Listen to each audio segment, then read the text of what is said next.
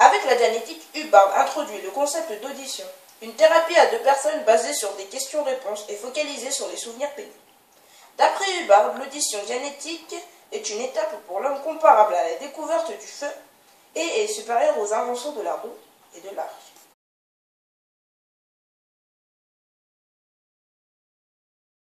Dans la continuité de la dianétique, Hubbard élargit ce concept en scientologie. Hubbard déclare avoir conduit des années de recherche intensive sur la nature de l'existence humaine. Il codifie un ensemble d'axiomes et de philosophies qui promettent d'améliorer l'état de l'esprit humain qu'il appelle le Theta. L'essentiel de la scientologie se focalise sur la réhabilitation du Theta. Maintenant, une partie que j'ai intitulée « La guerre et Ron Hubbard ». Peut-être que la guerre a eu un rôle dans la création de la scientologie. Peut-être est-ce une étape de la vie de Ron Hubbard qui l'a poussé à créer sa propre église. Lorsque la Seconde Guerre mondiale éclate, Ron entre dans la marine en tant que lieutenant de vaisseau. Il y aurait été initialement en tant qu'officier de renseignement en Australie. À son retour aux USA, il fut apparemment le premier blessé des combats du Pacifique Sud. Apparemment. Il reprit du service et se distingua dans le Nord Atlantique. Il commanda des corvettes anti-sous-marines où il entraînait des équipages au débarquement amphibie. Il fut plusieurs fois décoré pour ses actions sous le feu. Il était profondément attristé par le carnage et l'inhumanité dont il était témoin. Aussi, il décida de redoubler d'efforts pour améliorer la condition humaine. Devenu partiellement aveugle et estropié suite de blessures reçues au combat, le lieutenant Hubbard fut déclaré invalide. Sous le moment, Ron Hubbard se vante d'avoir été récompensé d'un certain nombre de médailles, entre 20 et 27. Mais on ne trouve trace dans son dossier que de médailles de routine attribuées à tous les membres des forces armées en service au moment de Pearl Harbor, jusqu'au jour de la victoire, et à ceux qui ont été affectés en Australie. Dans un article intitulé « Ma philosophie », Hubbard prétend avoir été atteint au nerf optique et avoir été estropié. Ces périodes d'hospitalisation ne sont pas la conséquence de soi-disant blessures de guerre, mais de divers troubles et maladies. Il prétend aussi avoir passé 2 ans à l'hôpital naval Ocknoll à développer la dianétique, et grâce à laquelle il aurait guéri sa maladie déclarée incurable par les médecins. Alors, troubles physiques, troubles psychiques, troubles psychologiques, ou tout simplement mythomanie, on se pose des questions après de tels propos.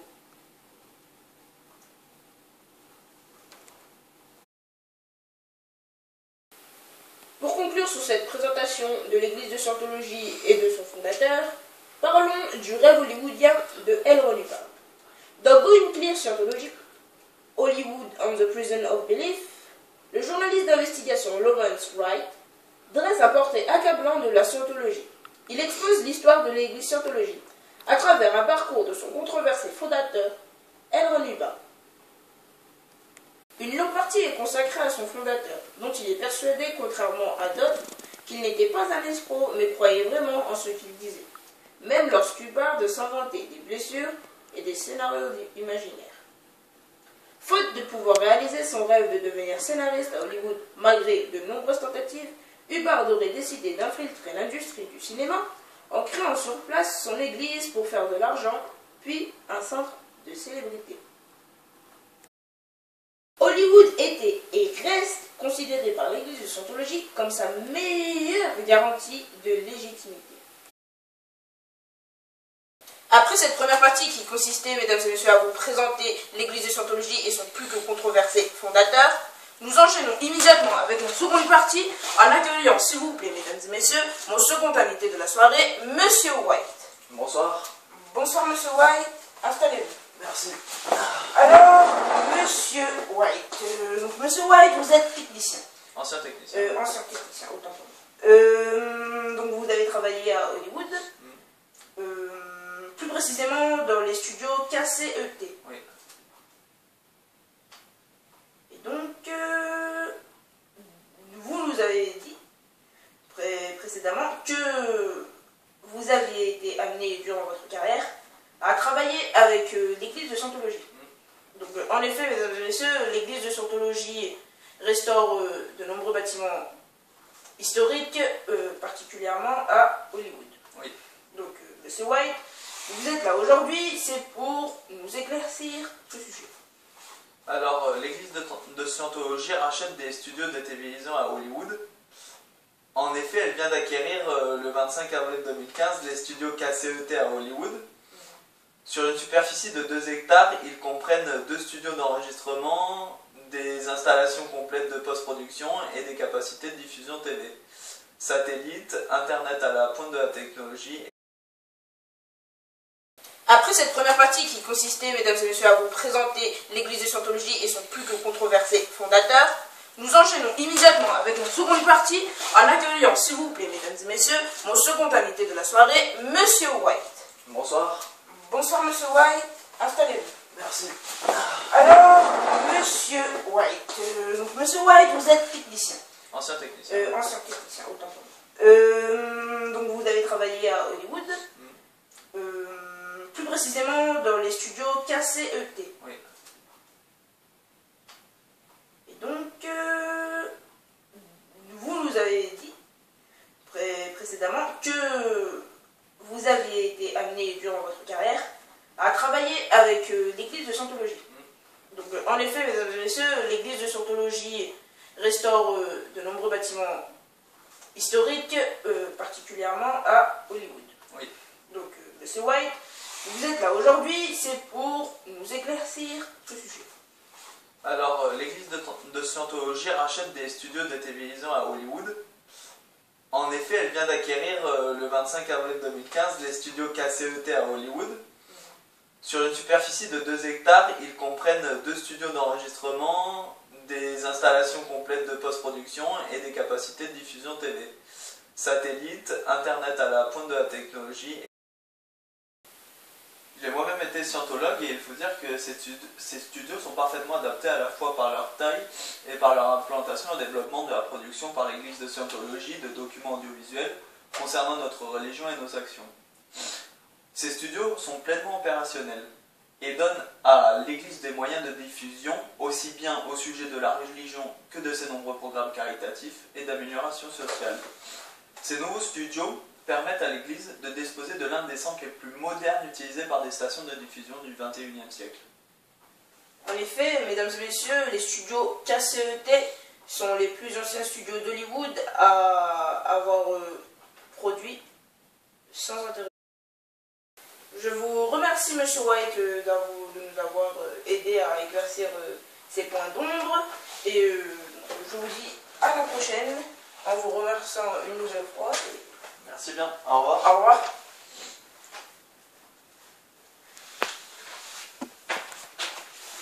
De plus, l'église de Scientologie serait considérée comme un tremplin vers le succès pour les jeunes acteurs.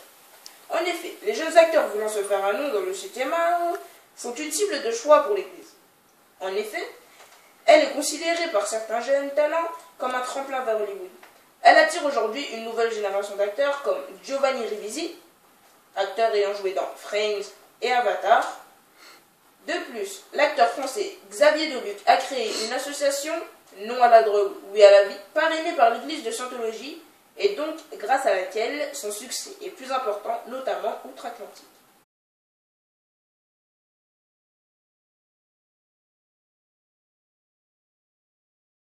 John Travolta a lui-même témoigné sur le sujet. Je cite. En janvier 1975, je tournais mon premier film à Durango, au Mexique. J'ai rencontré une actrice qui m'a fait lire la Dianétique. Pendant les 5 ans de tournage, elle m'a donné quelques séances d'audition et a appliqué avec moi quelques trucs de base. C'est à ce moment-là que j'ai commencé à m'intéresser à la Dianétique. De retour aux USA, j'ai commencé l'entraînement et l'audition de Scientologie. Ma carrière a immédiatement décollé et j'ai décroché le rôle principal dans le show télévisé Welcome Back Zoltan. Par la suite, je retournais une série de films qui ont tous très bien marché. J'ai du succès depuis plus de 20 ans et je peux dire que la Scientologie a joué un rôle capital dans ma carrière d'acteur. J'ai un enfant superbe et un mariage merveilleux parce que j'applique la technologie de Ron Hubbard à cette partie de ma vie. Ma réussite, je la dois à la Scientologie. Et maintenant, mesdames et messieurs, abordons la partie que vous attendez tous, qui sont ces acteurs sous emprise. Et pour cela, je vous demande d'accueillir Monsieur McMahon, mon troisième invité de la soirée. Bonsoir. Bonsoir. Installez-vous, Monsieur McMahon.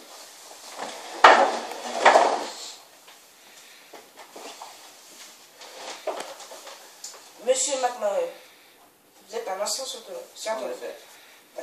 Et vous avez été amené pendant votre période de scientologie à rencontrer de nombreuses stars. Alors, qui sont ces stars? Quelles sont-elles? Alors, il y a de nombreux stars, beaucoup d'acteurs de cinéma, comme John Travolta qui a produit et joué dans le film Battlefield Earth, qui est une adaptation du roman fantaisiste de science-fiction de Ron Hubbard, qui fut par ailleurs un immense échec. Mesdames et messieurs, attendez un peu, nous allons parler de ce film plus précisément plus tard. Ensuite, il y a aussi Isaac Hayes, qui est un scientologue et qui est la voix du chef cuisinier dans la série South Park. Il l'a été pendant 9 saisons jusqu'à ce que, suite à l'épisode Piégé dans le placard, il se crée une immense polémique sur cet épisode car il critiquait l'église de Scientologie. D'accord. Et donc, nous allons aussi aborder cette affaire.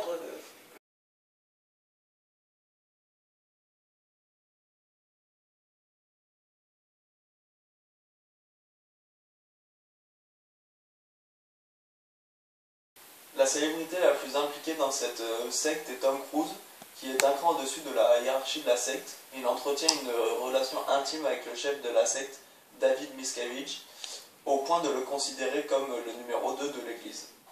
David Miscavige, dont nous ferons un petit portrait plus tard aussi.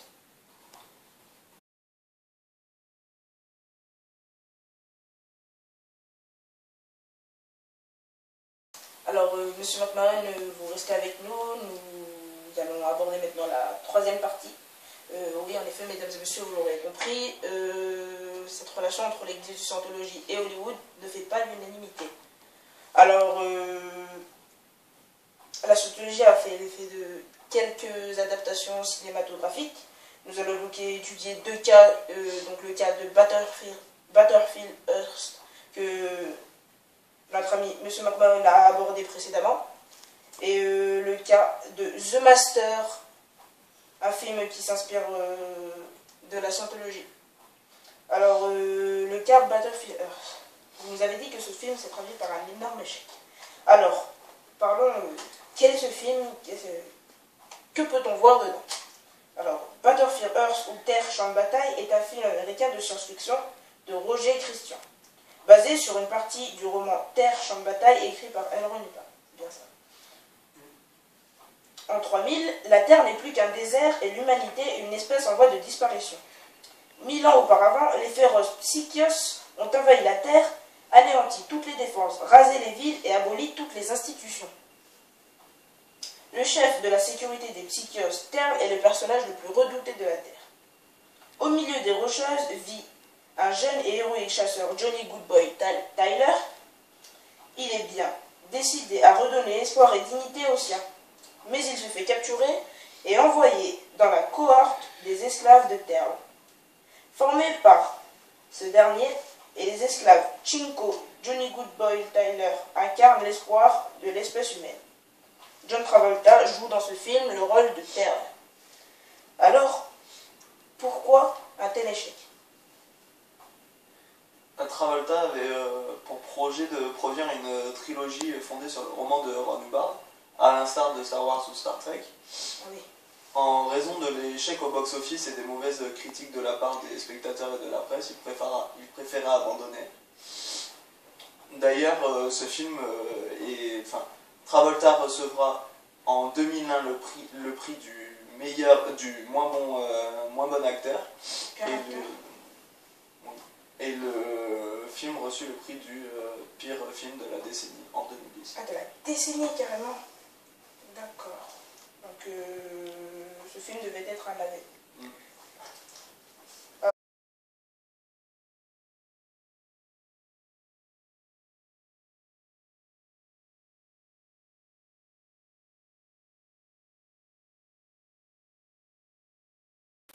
Abordons maintenant le cas Paul Thomas Anderson qui réalise le film The Master.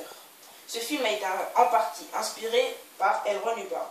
Ce film raconte l'histoire de Freddie Quell, vétéran de la Seconde Guerre mondiale qui lutte pour s'adapter à une société d'après-guerre, qui rencontre Lancaster Dodd, leader d'un mouvement religieux, The Cause, qui voit quelque chose dans Quell et l'accepte dans le mouvement. Freddie prend goût au mouvement et commence à voyager avec Dodd le long de la côte Est et à répandre les enseignements. Alors, en quoi ce film a-t-il été inspiré de la scientologie? Alors d'abord, comparons Hubbard et Dodd et leurs deux religions pour déterminer précisément où s'arrête la scientologie et où commence The Master.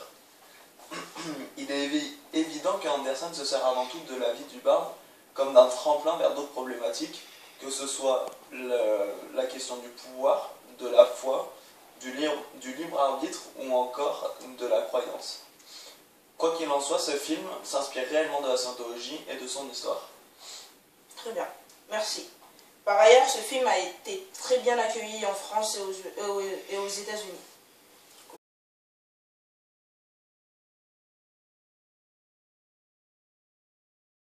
Il est par ailleurs possible que ce film soit une critique explicite de l'Église de Scientologie. De plus, l'Église de Scientologie essuie quelques critiques. Nous avons décidé aujourd'hui de prendre le cas de l'affaire South Park qui est à l'origine de nombreuses polémiques, dont vous nous avez précédemment parlé, M. McMahon. En novembre 2005, South Park a parodié l'Église de Scientologie et ses membres les plus célèbres, tels que les acteurs Tom Cruise et John Travolta, dans l'épisode Piégé dans le placard. La star du R&B R. Kelly apparaît aussi dans cet épisode. C'est bien ça? C'est ça. Dans cet épisode, le leader de la Scientologie prend Stan pour un sauveur hésitant, alors que Cruise, vexé par Stan, s'enferme dans le placard de celui-ci et refuse d'en sortir. Sortir du placard est en fait une expression utilisée par les homosexuels lorsqu'ils révèlent leurs orientations. Référence à l'homosexualité supposée, autant pour moi, de Travolta, Cruise et R. Kelly. Jugez par vous-même.